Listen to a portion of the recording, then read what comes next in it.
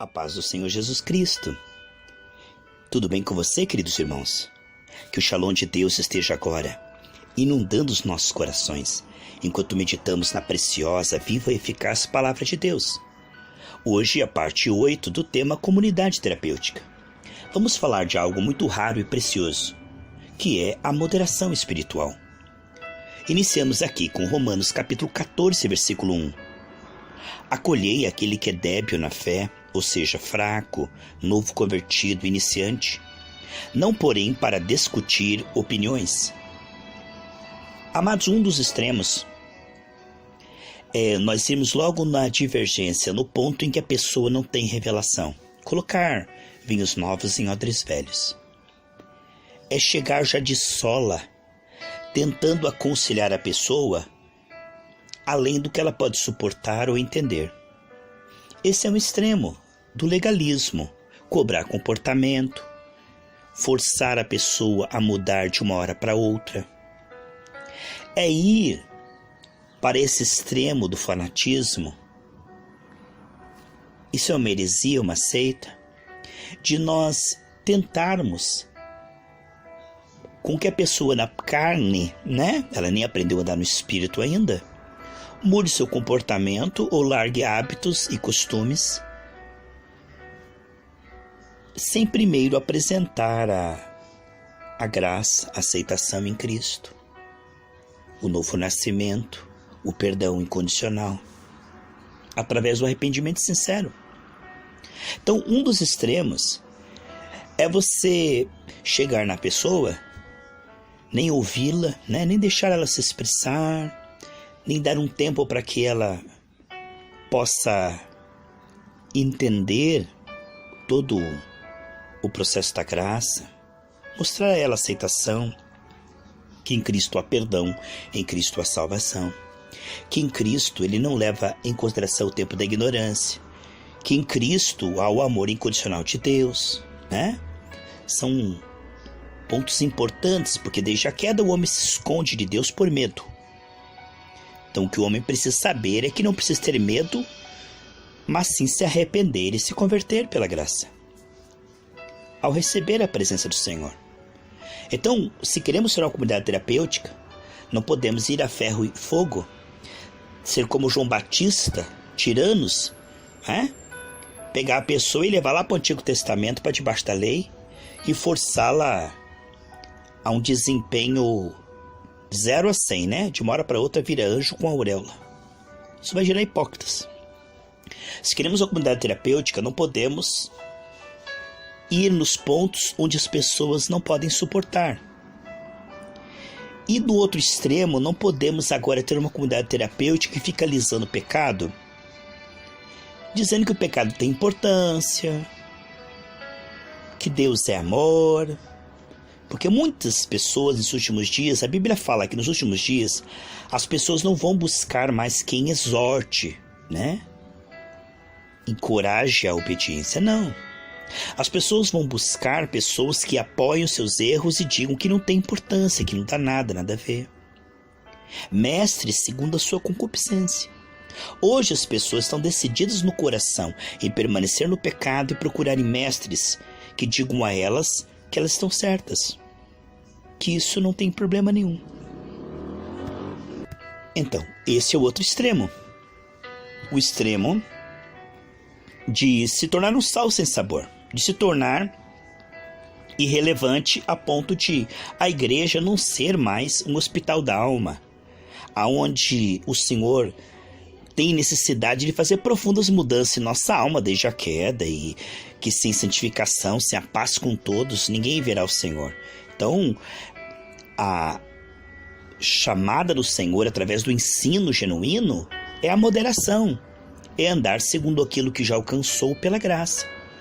Agora, se formos salgados demais, entrando de sola no pecado do irmão que acabou de chegar na igreja, ele vai, porque está na carne, se assustar e se afastar. Mas se por outro lado nós dissermos para as pessoas, venha como está e continue assim para sempre, se fizermos isso, seremos também falsos profetas e hereges.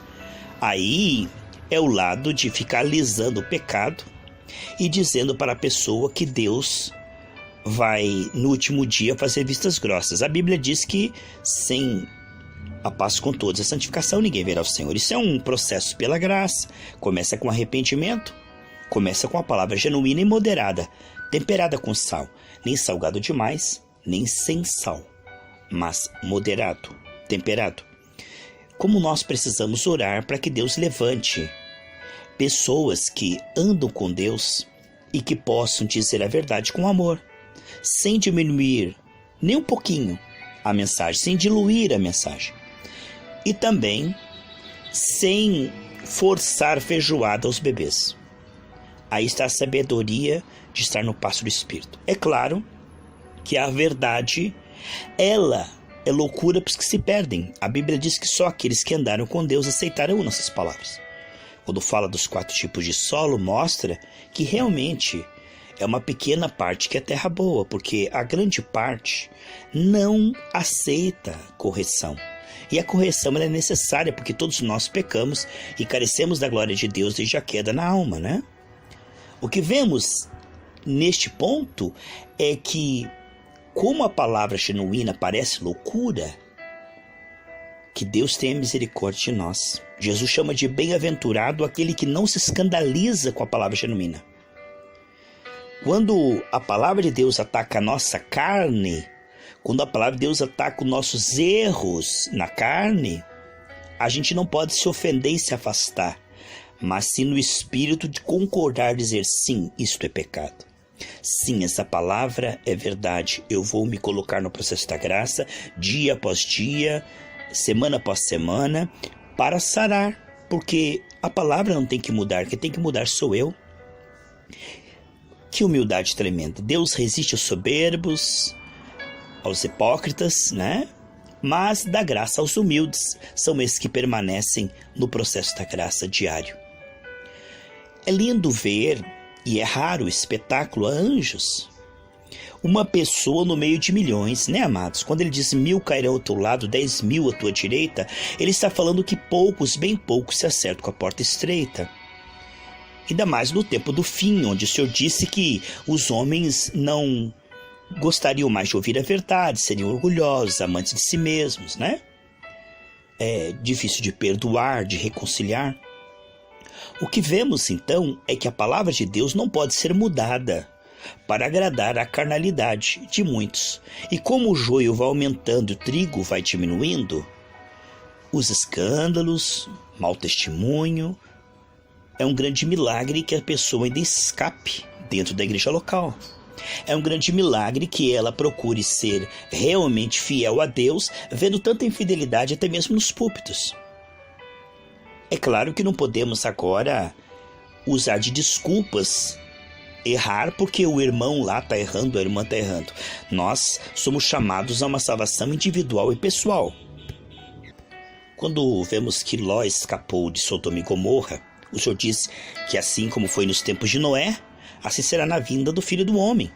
Nós vemos que Ló ele gemia pelos pecados daquela cidade. E Noé tinha um coração que temia ao Senhor no meio de uma geração má e perversa. Então, nós nunca podemos usar como desculpa porque eles fazem, porque o pastor disse que não tem problema. Nós temos que ter uma comunhão com Deus pessoal, com Ele, com a palavra, para não usarmos de desculpas. O pastor falou, o profeta falou, né? Não. Nós temos que ter uma responsabilidade, que a nossa alma é eterna e nós não podemos entregá-la aos falsos profetas, aos falsos mestres. Não podemos estar agora totalmente confortáveis no erro, porque isso é mais vantajoso à carne. Queridos, renunciar a si mesmo, tomar a sua cruz e seguir ao Senhor a cada dia, como diz em Lucas 14:33, é um milagre.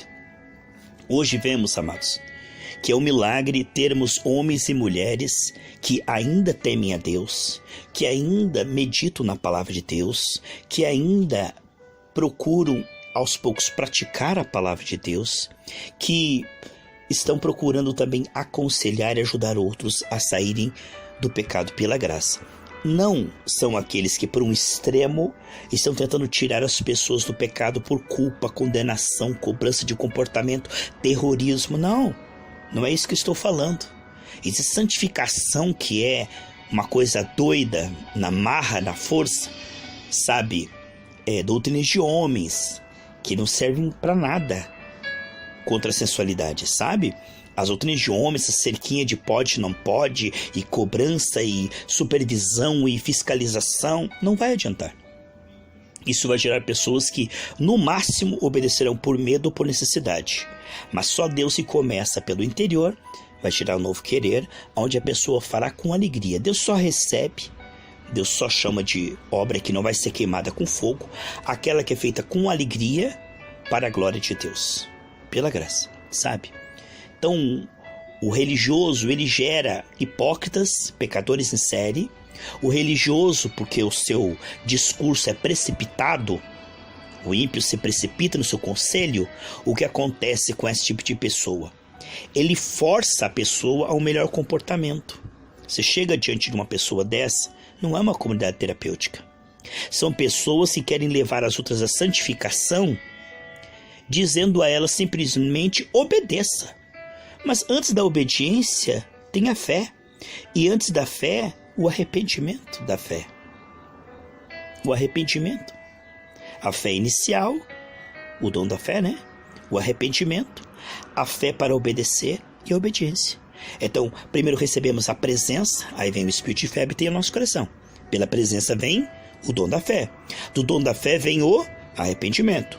Do arrependimento vem a fé para a obediência, que é a obediência da fé, que diz lá em Romanos capítulo 1, versículos 5 a 7, onde Paulo dizia que obedecer a Deus no Espírito. E depois, por último, a obediência da fé. Vamos lá? Presença, dom da fé.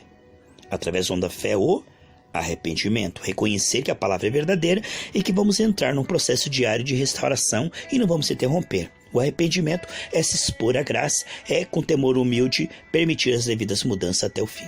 Depois vem a fé para obedecer e a obediência da fé. Isto é o único jeito de sararmos as pessoas. Essa comunidade terapêutica é Romanos 5,20, onde abundou o pecado, superabundou a graça. É só a graça. Tanto que Paulo diz lá em Gálatas 1, que se alguém pregar outro evangelho que não for o evangelho da graça, está amaldiçoado. Por quê? Porque vai gerar hipócritas ou vai gerar mornos. Então aquele que com terrorismo, né, parece mais um extremista religioso cristão, né? Pelo terrorismo, compulsão, coerção, forçação de barra, cobrança de comportamento, quer gerar uma santificação forçada, sem explicar toda a dinâmica da graça, sem dar tempo para o carnal vir espiritual, né? Ferro e fogo, esse aqui é um extremo, esse aqui é um herege. Sim, esse extremo é morte na panela. E o outro extremo é aquele que, para não perder contribuintes, para não perder membros, fica alisando o pecado, fazendo vistas grossas com o pecado, colocando pessoas desconcertadas sem arrependimento no ministério. Então, este é outro extremo, queridos, que nós precisamos sempre estar cuidando. Por quê? Porque as coisas de Deus, elas estão na moderação. A moderação, ela vem então assim, de aos poucos, amados, como foi comigo, com você. Eu e você não nos convertemos do dia para a noite, não mudamos do dia para a noite. Deus nos deu um tempo, foi todo um processo, a palavra foi entrando. Nós devemos acreditar naquele que está chegando na igreja, que Deus pode mudá-lo. A gente nunca sabe, irmãos. A Bíblia diz, jogue semente aqui e ali, você não sabe qual que vai germinar. De repente, aquele que você pensa que vai ser uma bênção, lá na frente é uma grande decepção. E aquele que você pensa que não dá nada, vai ser uma grande bênção. Portanto, invista em pessoas, acredite na conversão. Não desista quando a pessoa cair 1, 2, 3, 4, 5, 6, 7, 70 vezes 7. Não desista se ele estiver se arrependendo. Se ele estiver realmente sendo sincero. Esse tipo de pessoa é bênção. É melhor este do que aquele fingido que sempre acerta, sempre acerta, sempre acerta. Este é hipócrita. Entende? Ninguém acerta sempre. Eclesiastes 7,20 diz que ninguém acerta sempre, né? É muito importante que eu e você possamos, queridos, estar nessa moderação. Vamos orar e pedir. Eu uno com você, Mateus 18, 18, 19. Se os dois ligarem na terra, está ligado no céu. Eu quero concordar com você que você seja um verdadeiro profeta. Vamos pedir perdão ao Senhor todas as vezes que Deus falou através de qualquer pessoa. Era Ele falando. e nós pensamos que era carne. Peça perdão em nós.